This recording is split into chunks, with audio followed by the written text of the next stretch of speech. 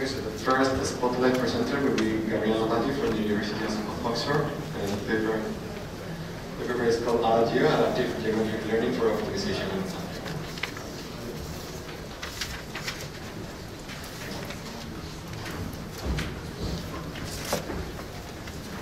Alright, so hi everyone, thanks for having me as a spotlight presenter. My name is Gabriel Donati, and I will volunteer the work that I've done together with Alessandra, Mike, and Seth, and the work is called AABI, Adaptive Geometric Learning for Optimization and Sampling. When you are sampling or doing optimization in high dimensions, you might find issues such as non-convexity, correlations, or different scales. In order to tackle this, the approach we propose that can be applied to gradient-based optimization algorithms or sampling algorithms is basically to run our first algorithm, which can be a stochastic gradient management dynamics, or a stochastic gradient descent, or for example t-steps, and collect the value of the parameters that these algorithms give us. In this way, we are building the training set for a Gaussian process data variable models. We train this GPL1 on those samples, and in this way, we are assuming that the samples are living on a lower dimensional manifold. We then incorporate the information that the GPL1 gives us into the vanilla version of the algorithm that we were using before. And in this way, we just resume the computation. So we apply this to stochastic gradient management dynamics for sampling, but we also speed up STD and gradient descent. Here you can see the training on the left of a one-layer neural networks implementing a simple logistic regression on MNIST, and on the right there's the gradient descent used for a training of a GPU. In both cases we speed up the computation, and I'll be happy to see you at my poster test.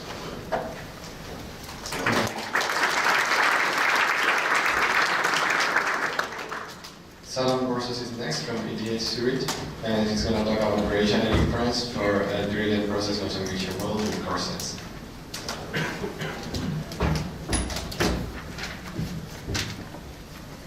So hi, my name is Onan, and this is joint work with Olivier Bachmann and Andreas Krause. So in recent decade, there has been a significant amount of work on scaling up posterior inference for massive data sets, and that this setting to tackle this problem with corsets.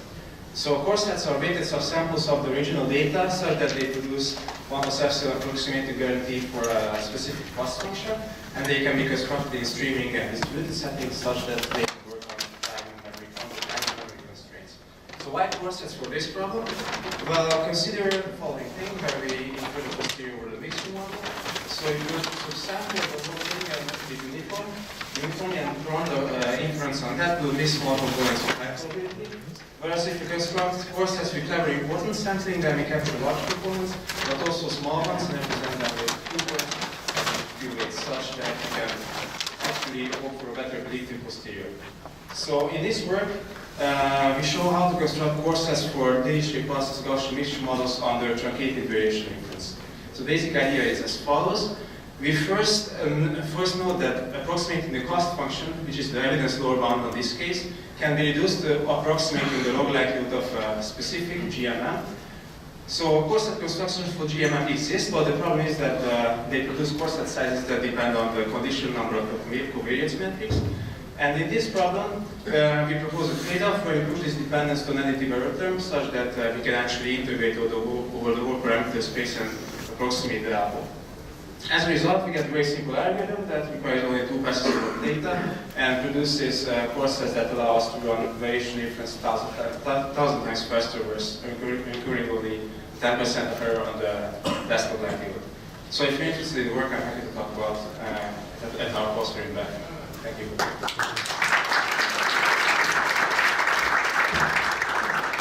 Jonathan Huggins is next from MIT. He's going to talk about generic finite approximations or practical Bayesian non-parametrics.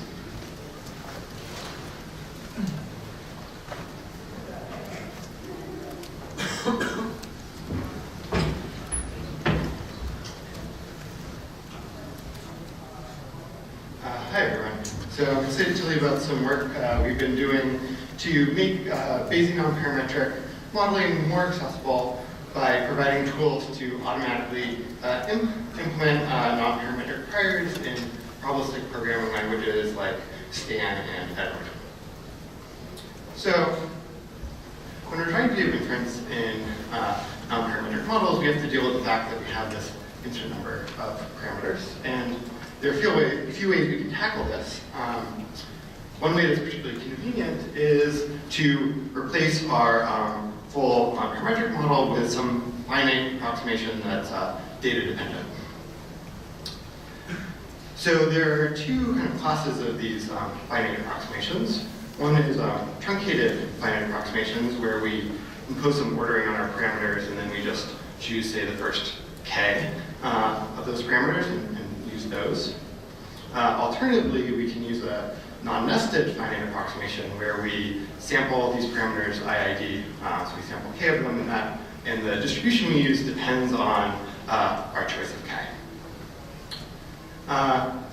In some previous work, we showed that it's actually quite easy to get these truncated approximations automatically for a wide variety of non-parametric priors. However, these non-nested finite approximations, they're quite convenient because of this IID structure, so it's easy to do parallelization, and we often get nice conjugacy properties, but there are really no general recipes for constructing them. So the two contributions we have here is we show how to automatically construct these non-nested finite approximations. Thumbs up for that. And second, we demonstrate the feasibility of implementing both these types of finite approximations in Stan. Thank you.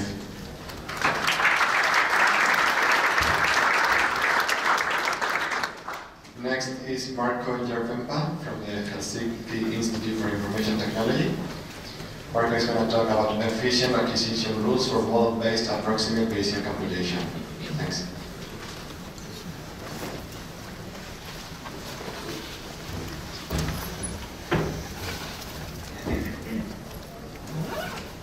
Okay, hello everyone. So I'm discussing our recent work on improving the efficiency of model-based approximate Bayesian computation, ABC, which is also known as likelihood-free inference. So our goal is to do an inference for a simulation model, and here we are a bit of a challenging case where we have an intractable likelihood, so that we can only simulate data from the model, but also simulating this, the data from the model is computationally costly.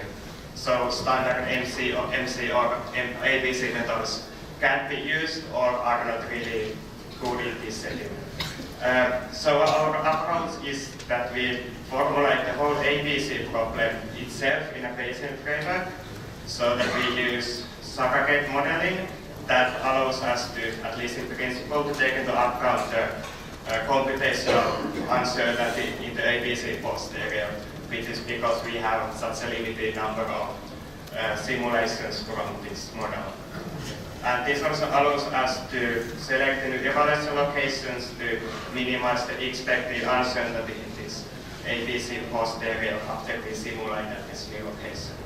And doing this is, of course, can be itself intractable, but under certain CP modeling, that is Gaussian process modeling assumptions, we can do this quite nicely.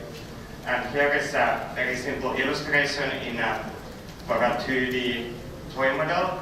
So these black points are places where we have evaluated the model, and in this A we have used the LCP criteria from Bayesian optimization literature, and in this B case we have our model and our criteria, and we can see that these evaluation locations are more nicely concentrated around this post area, because our criteria takes into account also the prior information in this simulator model.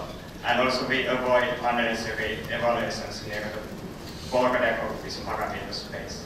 Okay, for details, please come to see our poster. Thank you. Thanks.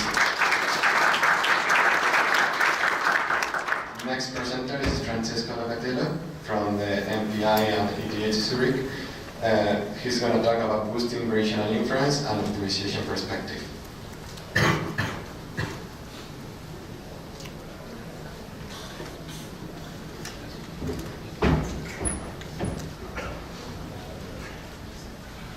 Hi, I'm Francesco. I'm really happy to be here and talk about our recent work on boosting variational inference and optimization perspective.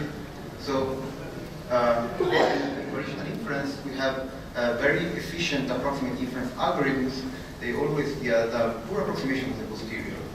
And also, it's not really clear how to explicitly trade time with accuracy.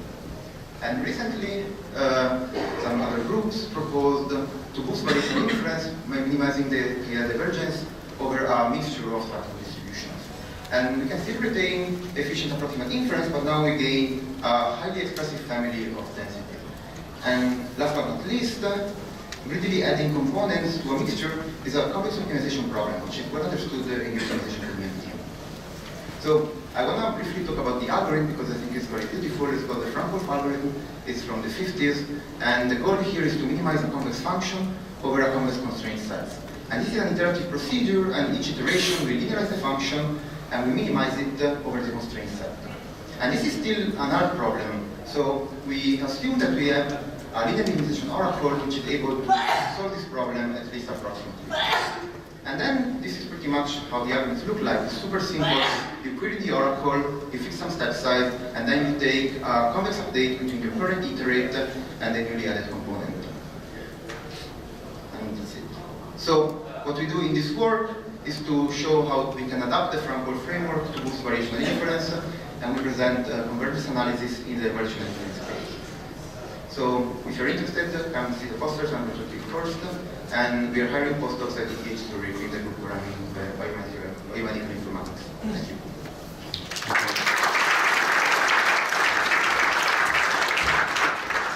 Next speaker is Xiaoyu Liu from the University of Oxford.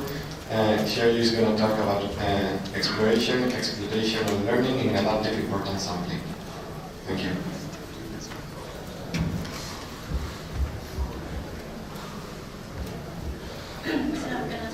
Exploration, exploitation, and learning in adaptive importance sampling. So in adaptive importance sampling, you draw some samples, xt, to some proposal, qt, and then you adapt the proposals according to the previous samples you already drew. So essentially, we can view this as an online learning problem, where the target pi is learned through a sequence of prior set at xt. And this imposes the exploration and exploitation trade-off, where on one hand, we want to exploit informations, and we want our proposal to be as close to the target as possible. But on the other hand, this qt also directs where the queries of the target is made. So we want to explore the region where there's much more uncertainties. And this online learning problem is well studied in the multi-arm bandit problem, and there's a nice connection between adaptive importance sampling and the multi-arm bandit problem. So the idea is to partition the sample space into k disjoint subspaces, and the proposal is going to be a mixture of the proposals on each of the subspace. And we can think of the arm as the subspace, and the reward is given by the importance weights. And the aim is to minimize the regret, which is some discrepancy between the target and the proposal. And essentially, we want to learn this mix of proposals Q, AT. And we use the idea of upper confidence bound. The idea is to boost it when it's under exploration. Finally, we extend our algorithm to some hierarchical case where instead of facing the k disjoint subspaces in the array, we would learn the partition adaptively as well. And here are some experimental results to show the evolution of the learning density on a 2D data.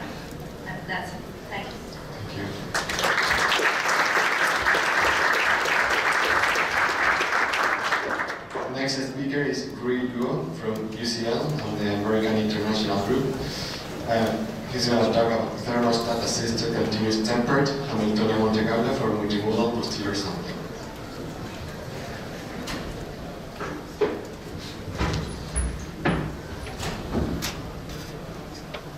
Hello everyone, I'm Rui Luo from UCL, and today I'm very glad to be here to present our recent work, which is the thermostat-assisted continuous tempered Hamiltonian Monte Carlo.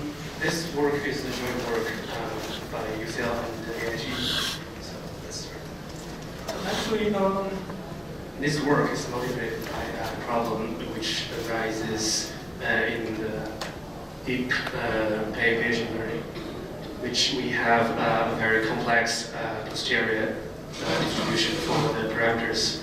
As you can see, the figures and the curve in the blue curve. So there are three modes there, and the modes on the right side is far apart from the left ones. So the problems, the challenge will be threefold. The first one, how can we just efficiently sample these multimodal posterior distributions? And the second one is that when we have the large data set, how can we utilize or leverage the large data set? Usually we use meta-batch, and how can we just try to figure out a way to handle the noise estimation in ingredient and potentials. The third way is that the third sub-challenge is that since the first and the second challenges are from a different part, so how can we just establish a systematic equation for this one? So you can see for the conventional methods, it fails to explore a far apart modes, as we can see in the first figure. For the second one, as we can see, if we just use the meta-batch without any modification, it will result in the biased samples, which can be shown in the yellow color in the white spectrum. For the second one, as we can see, we invoke photoplug equation to fine-tune and craft a coupling diagram so that we can ultimately reach a accurate sampling. So now, the formulation is here. As you can see, it's a little bit complicated. So if you have any interest, please go to our poster. We can just go deeply in details. And you can see the simulation results. In the first column, there are two different multimodal distributions in 2D, and there are three. There are our methods in the second column and two baselines. As you can see, our method recovers the accurate samples. Thank you very much. Thank you.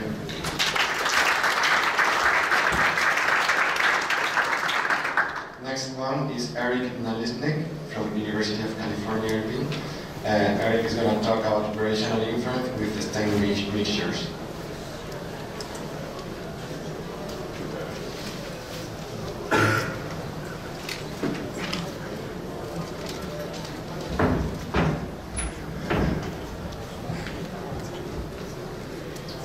Hi everyone, this is Gradation Inference with Stein Mixtures, and this is work from my advisor, Approximate. And to sum the work up in one sentence, we extend Stein variational gradient descent, some recent work by Liu and Wang, 2016, to operate on the parameters of the variational approximation. So to dig into that a little more, you see on the left we have a Stein particle approximation, where we have some discrete set of particles that will, aggregate the modes of our distribution. We, on the other hand, move the particles up into the parameter space of the approximation. And so now you can see that every particle now maps to a full distribution in the marginal posterior we care about. And to show the update equation, so for the kth component, we have this sum over the other k components, where we have a kernel term multiplied by the gradient weighted by an importance weight plus the gradient of the kernel term. And the interesting thing about this is if you're familiar with most mixture approximations, you usually have to fit a lower bound to the evidence lower bound. So you require an auxiliary model, and that will tighten the bound. Here we have a tighter bound, and it's directly controlled by our number of important samples. So come see the poster in the back of the room for more details. Thank you.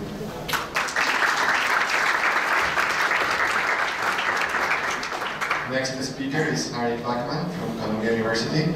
Ari is going to talk about binary bouncy particle sampler.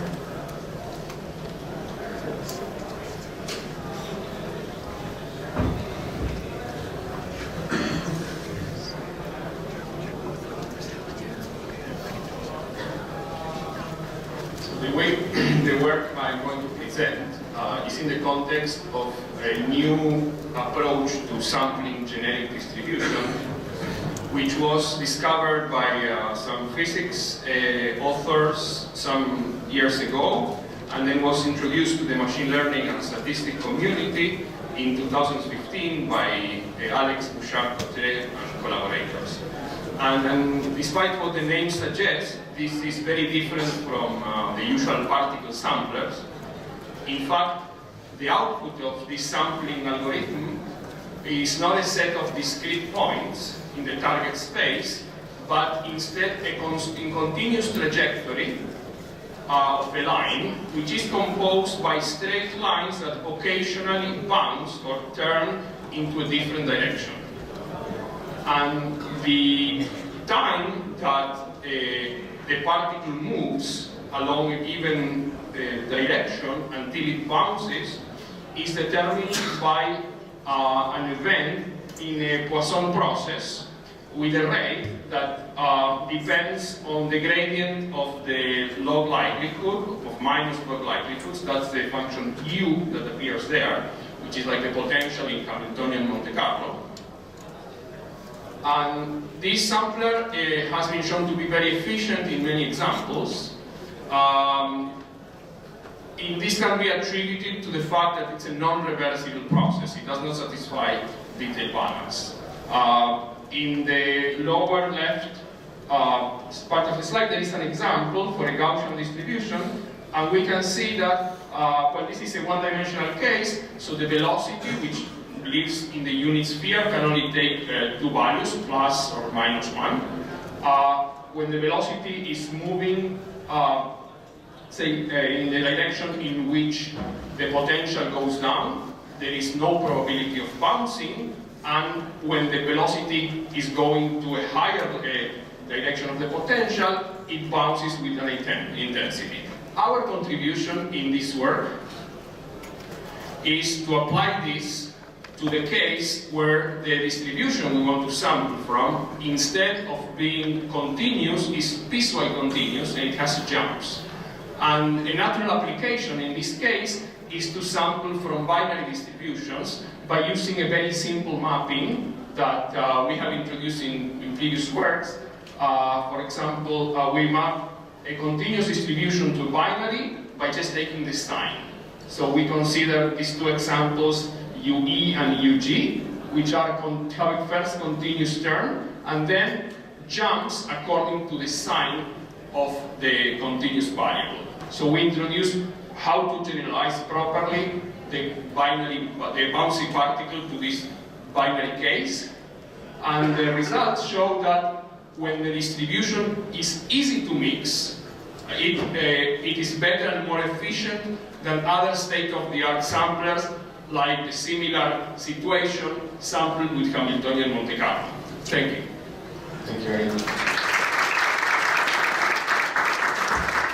The next speaker is Tom Rainford from the University of Oxford. He's going to present Inference trees, adaptive inference with exploration.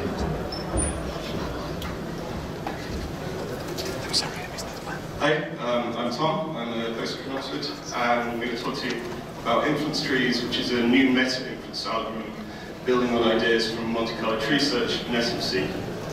So the key idea is we want to use Monte Carlo tree search to improve SMC by introducing long-range dependencies that we can deal with, and by improving beyond what you can get by just adapting the proposal. So the way we're going to do this is we're going to split up the target space, and then we're going to run inference separately on each of our partitions. So for example, we might have the proposal shown here on the left, and then we might have this partition structure in the center where we have a yellow, black, and blue region. And then we're going to run inference separately on these. So for example, the truncated proposal on the right could be used to run the blue region. We can then combine these using ideas from stratified sampling to get an overall estimate. So why do we want to do this? Well, we want to be able to combine estimates, and we want to explicitly allocate resources to each of these partitions. So we want to adapt and change how often we're going to sample from each of them, and we want to do this in a way that includes exploration. So usually adaptive Monte Carlo methods use the best estimate of the proposal so far. What we want to do here is we also want to explore and search in regions where we're uncertain, but the uncertainty is not so high.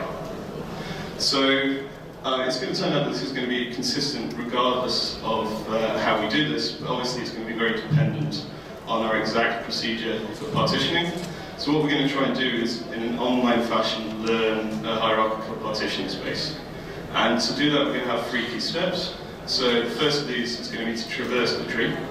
So given the tree in partitioning, we can traverse it as shown here, where we're going to traverse down to the node 5, which is this top right partition. And so we're going to choose where to allocate resources to next. Once we've done that, we want to then refine the estimate at that particular node. So here we're going to split this node into 2. We're going to use those existing samples to choose the position of the split. We can run inference on each of these new 2 neural partitions. And then finally, we want to propagate this thing back up through the tree. So we're going to, once we've got our estimates, we'll combine them, and then we'll propagate that back up, where each node is a combination of itself and its children, and eventually at the root node, we'll get a new estimate. Thanks a lot for listening. Please come and talk to us at the post, which will be over here. Thank you.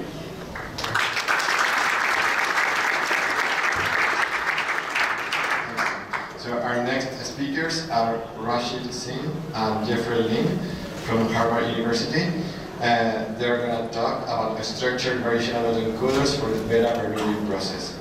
Thank you.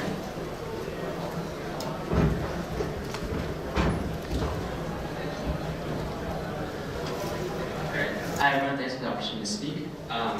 This is joint work with Mallory Dosh and Les from Harvard. So our work is on the beta-Bernoulli or AABI process, which is a well-known non-parametric feature allocation model. And using the state-breaking representation, we can generate feature allocation matrices C and Gaussian vectors A and build a generative model using these latent variables. Unfortunately, inference in these models is particularly complex, and especially for non-conjugate models. So our work focuses on extending inference for arbitrary likelihoods piece of data, which we assume are neural networks. So we use a structured variational posterior combined with amortized inference using a neural network. So you see here that this is basically the variational autoencoder setup. But what makes the setup difficult in our model is that we have these non-parameterizable, non-reparameterizable latent variables in addition to discrete latent variables. So we use new advances in VAEs such as the Gunkel softmax and the Kumura-Sawhney distribution to get low variance gradients. And our setup also differs from traditional VAEs in that we separate out the global latent variables, such as the stick-breaking weights, from the local latent variables, such as the binary vectors and Gaussian features. So we see here our results, where we compare our structured posterior against the mean field posterior and our training methods against black box variational inference. And we see that our methods perform better. And we use our model on MNIST to learn a linear likelihood, and we see that the model learns stroke-like features and also to ignore the long-tail features with noise. So in summary, we use neural networks to amortize IDP inference for arbitrary likelihoods, and we found that structured posteriors outperforms mean field variational inference. Our code is open source and online, and we have fast GPU implementations of all our models. And please come check out our poster, which will be in the back over there. Thanks. Thank you.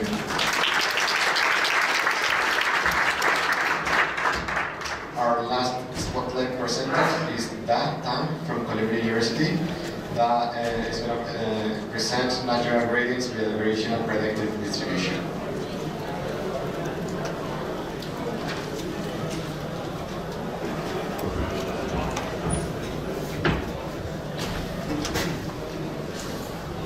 Hello everyone, I'm Daton from Columbia University.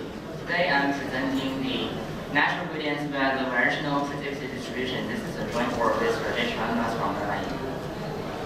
So we are doing a lot of variational inference today, and variational inference is just to maximize the algo. But sometimes the curvature of the algo may be very cosmological. Just think about very simple, for example, like this. Assume that you have a bivariant Gaussian model with an unknown mean and a known covariance matrix like this. Then the gradient direction, one, can be almost orthogonal to the optimal update direction. Even if you use the natural gradient is in the same direction for this example with the normal gradient. It doesn't help. We want to have an optimal update direction like the right one, the feature-wise in the figure, but natural gradient doesn't do that. So to solve this problem, we want to define a new kind of feature information that can contain the pathological curvature we want to have in the model.